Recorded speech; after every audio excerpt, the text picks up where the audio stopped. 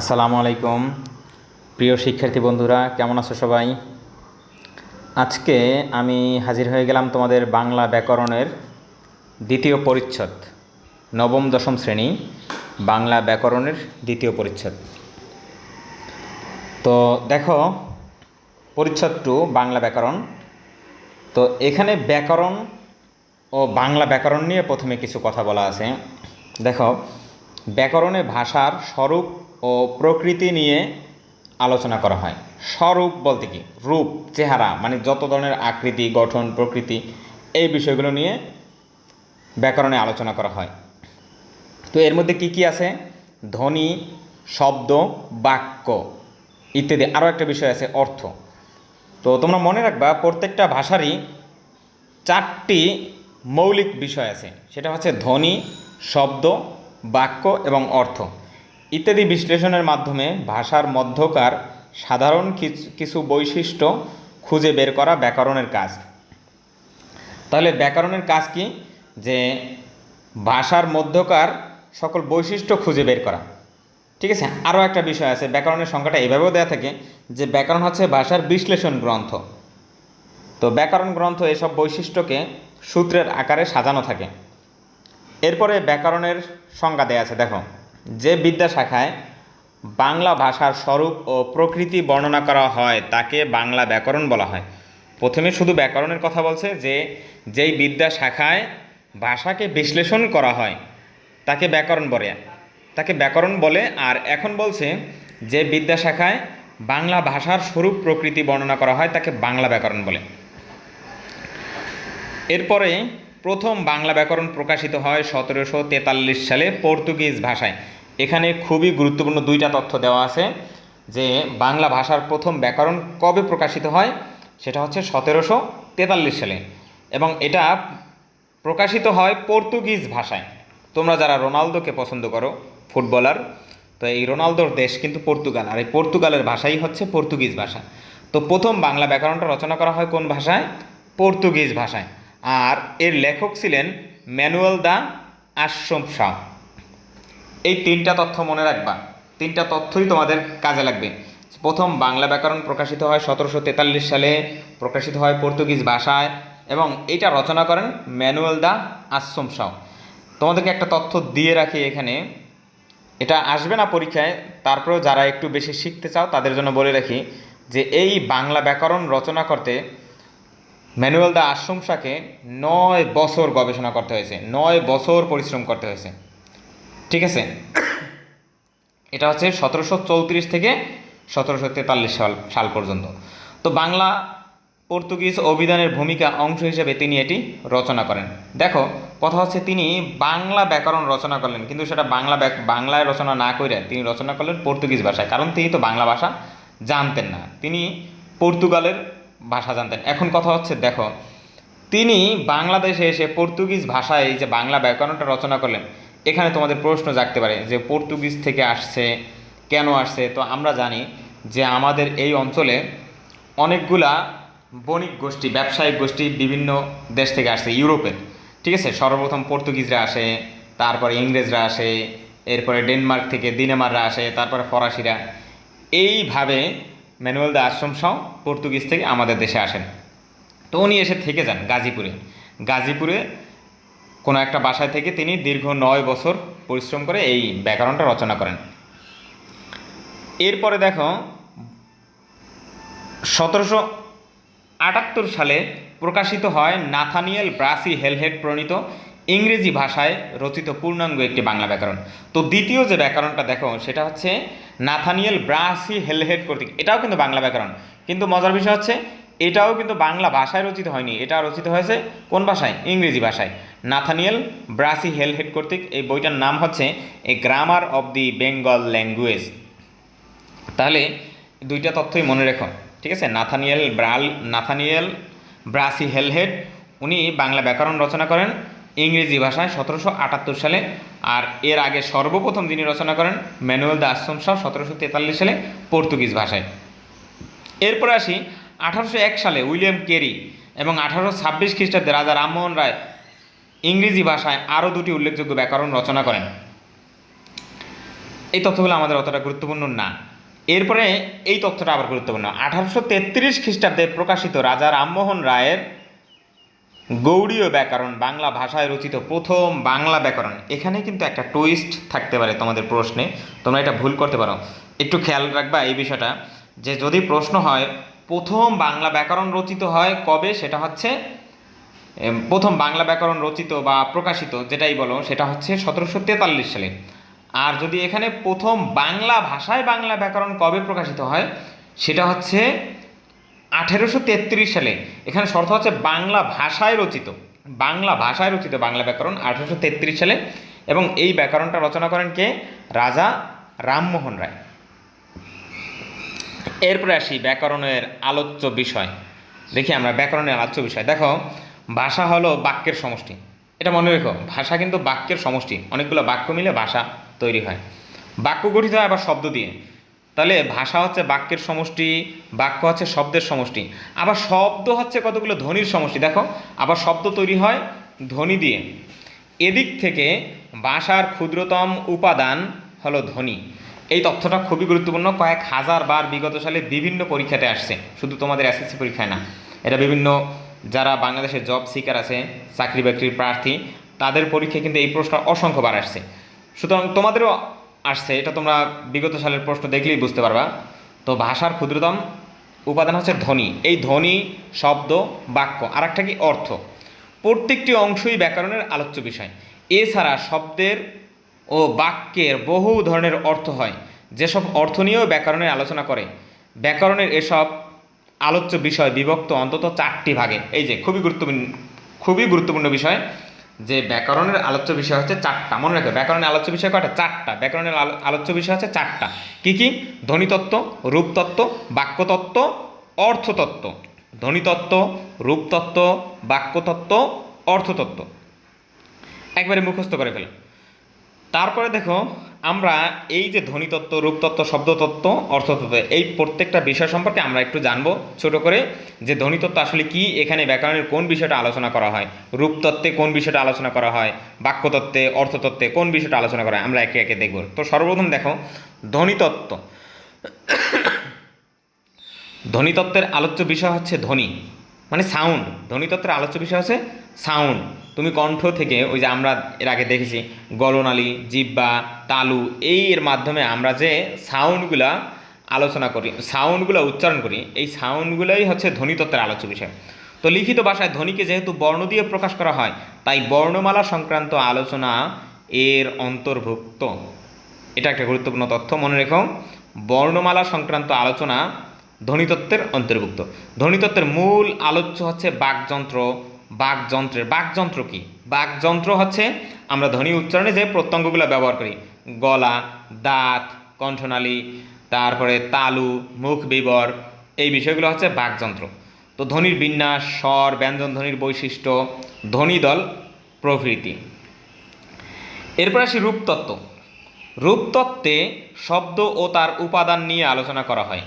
এই আলোচনায় বিশেষ্য, সর্বনাম, বিশেষণ, ক্রিয়া বিশেষণ ইত্যাদি স্থান পায়। তাহলে এই যে মনে রাখবা এটা, যে আমরা জানি যে পদ 5 প্রকার: বিশেষ্য, বিশেষণ, সর্বনাম, ক্রিয়া, অব্যয়। তাহলে এই যে পদের যে বিষয়টা, পদ, বিশেষ্য, বিশেষণ, সর্বনাম, ক্রিয়া, অব্যয়, তোমরা 4, 5, 6 থেকেই অনেকেই মুখস্থ করেছো যে পদ 5 প্রকার: বিশেষ্য, বিশেষণ, সর্বনাম, ক্রিয়া, অব্যয়। এই পদ বা এই যে শব্দগুলা, এই সংক্রান্ত যত আলোচনা আছে সেটা হচ্ছে রূপতত্ত্বের আলোচ্য বিষয়। মনে রাখবা, শব্দতত্ত্বের অপর নাম হচ্ছে রূপতত্ত্ব, বা রূপতত্ত্বের অপর নাম হচ্ছে শব্দতত্ত্ব। যাহাই শব্দতত্ত্ব তাহাই রূপতত্ত্ব। বিশেষ গুরুত্ব পায় শব্দ গঠন প্রক্রিয়া। এই যে শব্দতত্ত্ব বা রূপতত্ত্বের বিশেষ গুরুত্ব পায় এখানে শব্দ গঠন প্রক্রিয়া। এরপরে আসি বাক্যতত্ত্ব। বাক্যতত্ত্বে বাক্য নিয়ে আলোচনা করা হয়। বাক্যের নির্মাণ এবং এর গঠন বাক্যতত্ত্বের মূল আলোচ্য বিষয়। দেখো, বাক্য গঠন প্রক্রিয়া, বাক্য নির্মাণ, এই বিষয়গুলা বাক্যতত্ত্বের আলোচ্য বিষয়। বাক্যের মধ্যে পদ, বর্গ কীভাবে বিন্যস্ত থাকে বাক্যতত্ত্বে তা বর্ণনা করা হয়। এছাড়া এক ধরনের বাক্যকে অন্য ধরনের বাক্যে রূপান্তর, বাক্যের বাচ্য, উক্তি ইত্যাদি বাক্যতত্ত্বের আলোচ্য বিষয়। এই বিষয়টা কীরকম? আমরা জানি গঠন অনুযায়ী বাক্য 3 প্রকার: সরল বাক্য, যৌগিক বাক্য এবং জটিল বা মিশ্র বাক্য, এই যে সরল বাক্য থেকে যৌগিক বাক্য রূপান্তর, এটা কিন্তু বাক্যতত্ত্বের আলোচ্য বিষয়। ঠিক আছে, এরপরে বাক্যের কারক বিশ্লেষণ, বাক্যের যোগ্যতা আছে। আমরা জানি যে একটা সার্থক বাক্যের 3টা বৈশিষ্ট্য আছে, ওই বৈশিষ্ট্য 3টার মধ্যেই কিন্তু একটা হচ্ছে বাক্যের যোগ্যতা। সার্থক বাক্যের 3টা বৈশিষ্ট্য কী কী? আকাঙ্ক্ষা, আসক্তি, যোগ্যতা। একটা বাক্যে কর্তার দ্বারা যেই কাজটা হচ্ছে, এই কাজটা সম্ভব কিনা, সেটা হচ্ছে বাক্যের যোগ্যতা। তো আমি দেখো তোমাদের এগুলো যদিও এখানে আলোচনার বিষয় না, তারপরেও একটু বলি, যারা এই বিষয়গুলো জানতে চাও তারা এগুলো একটু মনোযোগ সহকারে নিবা, আর যারা এত কিছু নিতে পারো না তারা শুধু মূল পাঠটুকুই মনোযোগ সহকারে গ্রহণ করবা, মনোযোগ সহকারে শুনবা। দেখো বাক্যের যোগ্যতাটা হইতে যে আমি যদি বলি ঘোড়া আকাশে ওড়ে, এটা একটা বাক্য হয়েছে, কিন্তু আসলে কিন্তু এটা সম্ভব না। তাহলে এই বাক্যটা তার একটা বৈশিষ্ট্য হারাইছে, সেটা হচ্ছে কি? যোগ্যতা। তারপর দেখো বাক্যের উপাদান লোপ, জ্যোতিচিহ্ন প্রভৃতি বাক্যতত্ত্বের আলোচ্য বিষয়। এখানে মোটা দাগে এই কথাগুলো একটু মনে রেখো যে বাক্যতত্ত্বের আলোচ্য বিষয় হচ্ছে বাক্য রূপান্তর, বাচ্য, উক্তি, কারক, যোগ্যতা, বাক্যের উপাদান লোপ, জ্যোতিচিহ্ন। ঠিক আছে, তো এই বিষয়গুলো একটু মনে রেখো, বিশেষ করে বাচ্য, উক্তি, কারক, জ্যোতিচিহ্ন। বাচ্য, উক্তি, কারক, জ্যোতিচিহ্ন এগুলো বাক্যতত্ত্বের আলোচ্য বিষয়। বাচ্য, উক্তি, কারক, জ্যোতিচিহ্ন। দেন দ্য লাস্ট ওয়ান, এই 4টার মধ্যে শেষেরটায় আছি আমরা, এখন শেষেরটাতে চলে আসছি। এইখানে দেখো ভাষার প্রকৃতি নিয়ে আলোচনা, অর্থতত্ত্ব। ব্যাকরণের যে অংশে শব্দ, বর্গ ও বাক্যের অর্থ নিয়ে আলোচনা করা হয় সেই অংশের নাম হচ্ছে অর্থতত্ত্ব। ব্যাকরণের যে অংশে শব্দ, বর্গ এবং বাক্যের অর্থ নিয়ে আলোচনা করা হয়, শব্দ, বর্গ, অর্থ, এবার মনে রাখবা, শব্দ, বর্গ, অর্থ নিয়ে আলোচনা করে সেটা হচ্ছে অর্থতত্ত্ব। শব্দ, বর্গ, অর্থ নিয়ে আলোচনা করে এগুলো হচ্ছে অর্থতত্ত্ব। একে বাগর্থতত্ত্ব বলা হয়। এই কথাটা খুবই গুরুত্বপূর্ণ। যাহাই বাক্যতত্ত্ব তাহাই আবার বাগর্থতত্ত্ব। আমরা দেখছিলাম যাহাই রূপতত্ত্ব তাহাই শব্দতত্ত্ব। শব্দতত্ত্বের অপর নাম হচ্ছে রূপতত্ত্ব, আর অর্থতত্ত্বের অপর নাম হচ্ছে বাগর্থতত্ত্ব। এই বাগর্থতত্ত্বের মধ্যে দেখো এখানে কি আছে, অর্থতত্ত্বের আলোচ্য বিষয়ের মধ্যে আবার রয়েছে বিপরীত শব্দ। ঠিক আছে, যেমন আকাশ এর বিপরীত হচ্ছে পাতাল। ঠিক আছে, সাদা এর বিপরীত হচ্ছে কালো। এই বিপরীত শব্দ নিয়ে কিন্তু এই অর্থতত্ত্বে আলোচনা করা হয়। তারপরে প্রতিশব্দ এটা হচ্ছে সমর্থক শব্দ, কিন্তু সিনোনিম যেগুলো প্রতিশব্দ এগুলো কিন্তু অর্থতত্ত্বের আলোচ্য বিষয়। তারপরে শব্দ জোড় কোনগুলা? শব্দ জোড় হচ্ছে এমন কিছু শব্দ যেগুলার উচ্চারণ একই মনে হয় কিন্তু আসলে শব্দটা ভিন্ন, তার বানানের মধ্যে পার্থক্য আছে এবং অর্থও ভিন্ন। যেমন দেখো আমি যদি বলি আশার একটা অর্থ আছে আশা রাখা, আকাঙ্ক্ষা, ইচ্ছা, এরকম। আবার আর একটা আশা আছে আগমন, যে আমরা বলি আসিতেছি, এটা কিন্তু আগমন করা। আবার দেখো অন্য শব্দের অর্থ আছে ভাত, আবার অন্য অর্থ কি? অপর। আমি অন্য একটা কলম চাই, অপর একটা কলম চাই। তাহলে এই যে দেখো এই বিষয়টাকে বলা হয় শব্দ জোড়। তারপরে আছে বাগধারা হচ্ছে বিশেষ, তোমরা তো জানো বাগধারা কি, ঠিক আছে, যে এক বা একাধিক শব্দ একত্রিত নতুন আর একটা অর্থ দেয়, এগুলো সম্পূর্ণ ভিন্ন একটা অর্থ দেয়, এগুলো হচ্ছে বাগধারা। তারপরে প্রভৃতি অর্থতত্ত্বের আলোচ্য বিষয়। আচ্ছা, এছাড়া শব্দ, বর্গ, বাক্যের ব্যঞ্জনা নিয়েও ব্যাকরণের এই অংশে আলোচনা করা হয়ে থাকে। তো আমরা অর্থতত্ত্ব সম্পর্কে এখানে একটু সংক্ষেপে এটা মনে রাখবো যে অর্থতত্ত্বের আলোচ্য বিষয় হচ্ছে বিপরীত শব্দ, প্রতিশব্দ, শব্দজোড়, বাগধারা। এই বিষয়গুলো হচ্ছে অর্থতত্ত্বের আলোচ্য বিষয়। ঠিক আছে, বিপরীত শব্দ, প্রতিশব্দ, শব্দজোড়, বাগধারা এগুলো হচ্ছে অর্থতত্ত্বের আলোচ্য বিষয়। এবার আমরা দেখতে পাচ্ছি তোমাদের কিছু কোশ্চেন আছে, এখানে 10টি এমসিকিউ আছে। তো আমি এই এমসিকিউগুলো তোমাদেরকে সমাধান করে দিচ্ছি, বুঝিয়ে সমাধান করে দিচ্ছি। দেখো প্রথম যে এমসিকিউটা সেটা হচ্ছে ভাষার প্রকৃতি নিয়ে আলোচনা করে। ভাষার প্রকৃতি নিয়ে কে আলোচনা করে? এখানে অপশন কতে আছে বাক্যতত্ত্ব, খতে আছে ব্যাকরণ, গতে আছে অর্থতত্ত্ব, আর ঘতে আছে রূপতত্ত্ব। আমরা আগেই দেখছি যে ভাষার প্রকৃতি নিয়ে আলোচনা করে কে? ব্যাকরণ। এই যে তোমাদেরকে দেখে দিচ্ছি, এই যে তোমাদের প্রথম লাইনই দেখো, ব্যাকরণ ভাষার স্বরূপ এবং প্রকৃতি নিয়ে আলোচনা করে। তাহলে ভাষার প্রকৃতি নিয়ে আলোচনা করে কে? এটা হচ্ছে ব্যাকরণ। দ্বিতীয় কথা হচ্ছে বাংলা ভাষার ব্যাকরণ প্রথম প্রকাশিত হয় কত খ্রিস্টাব্দে? তো বাংলা ভাষার ব্যাকরণ প্রথম প্রকাশিত হয়, এখানে দেখো 2টা কোশ্চেন হইতে পারে, 3টা কোশ্চেন হইতে পারে। বাংলা ভাষার ব্যাকরণ প্রথম প্রকাশিত হয় কত সালে? সেটা হচ্ছে 1743 সালে। আর যদি বলতো প্রথম বাংলায় প্রকাশিত হয়, বাংলা ব্যাকরণ প্রথম বাংলায় প্রকাশিত হয়, সেটা কিন্তু তোমার 1833 সালে রাজা রামমোহন রায় কর্তৃক। ঠিক আছে, লেখকদের নাম সহ এগুলো মনে রাখার চেষ্টা করবা। 3 নম্বর কোশ্চেন, ইংরেজি ভাষায় লেখা প্রথম বাংলা ব্যাকরণের রচয়িতাকে? আমরা তো দেখেছি নাথানিয়েল ব্রাসি হেলহেড। এখানে ঘ নম্বর অপশন তোমাদের 3 নম্বর প্রশ্নের। এখানে দেখো খ নম্বর প্রশ্নটা দেখো, খ নম্বর অপশনটা দেখো, রামমোহন রায়। রামমোহন রায় কি সর্বপ্রথম বাংলা ব্যাকরণ বাংলায় লেখেন, কিন্তু প্রশ্নে আছে ইংরেজি ভাষায়। আর উইলিয়াম কেরি, ইনি 1800 কত সালে দেখো তো, 1801 সালে উইলিয়াম কেরি একটা বাংলা ব্যাকরণ রচনা করেন। তাহলে 3 নম্বর প্রশ্নের উত্তর হচ্ছে তোমাদের নাথানিয়েল ব্রাসি হেলহেড। 4 নম্বর, গৌড়ীয় ব্যাকরণের রচয়িতাকে? 1833 সালে রাজা রামমোহন রায় গৌড়ীয় ব্যাকরণ রচনা করেন। আর এই গৌড়ীয় ব্যাকরণটাই হচ্ছে বাংলা ভাষায় রচিত সর্বপ্রথম বাংলা ব্যাকরণ আমাদের। ঠিক আছে, তারপরে 5 নম্বর প্রশ্ন, ভাষার ক্ষুদ্রতম উপাদান কি? উপাদান, এই দান দেখলেই বুঝবা ধ্বনি।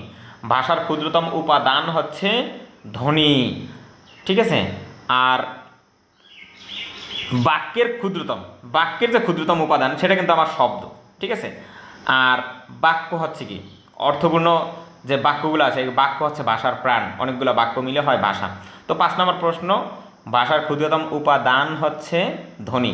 আর যদি প্রশ্নটা এরকম থাকে যে ভাষার ক্ষুদ্রতম উপকরণ থাকলে মনে করবা এটা বাক্য, তাহলে উপাদান ধ্বনি, উপাদান ধ্বনি, দান থাকলে ধ্বনি।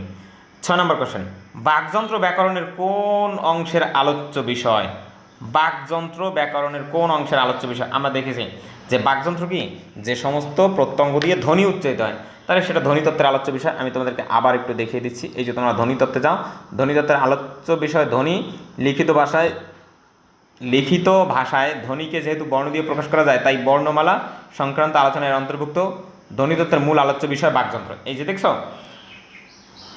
ধ্বনিতত্ত্ব এখানেই আছে, ধ্বনিতত্ত্বের মূল আলোচ্য বিষয় হচ্ছে কি বাকযন্ত্র। তারপর 7 নম্বর কোশ্চেন, শব্দের অর্থ ও অর্থ বৈচিত্র্য নিয়ে আলোচনা করে কে? অর্থ এবং অর্থ বৈচিত্র্য নিয়ে তো অর্থতত্ত্বই আলোচনা করবে। এই যে বিপরীত শব্দ, প্রতিশব্দ, শব্দজোড়, বাগধারা, এই সমস্ত তো অর্থতত্ত্বের অন্তর্ভুক্ত। তো এই অর্থ নিয়ে আলোচনা করে অর্থতত্ত্ব। 8 নম্বর কোশ্চেন, নিচের কোনটি রূপতত্ত্বের আলোচ্য বিষয়? রূপতত্ত্বের অপর নাম কি যেন? শব্দতত্ত্ব। রূপতত্ত্বের অপর নাম কি? শব্দতত্ত্ব। তো রূপতত্ত্বের আলোচ্য বিষয় হচ্ছে শব্দ গঠন। 8 নম্বরের ক অপশন হচ্ছে সঠিক উত্তর, শব্দ গঠন। কারণ খ নম্বরে যাচ্ছে প্রতিশব্দ। প্রতিশব্দ কিসের আলোচ্য বিষয়? আমরা দেখছি প্রতিশব্দ হচ্ছে অর্থতত্ত্বের আলোচ্য বিষয়। ঠিক আছে, আর তাহলে রূপতত্ত্বের আলোচ্য বিষয় হচ্ছে কি শব্দ গঠন।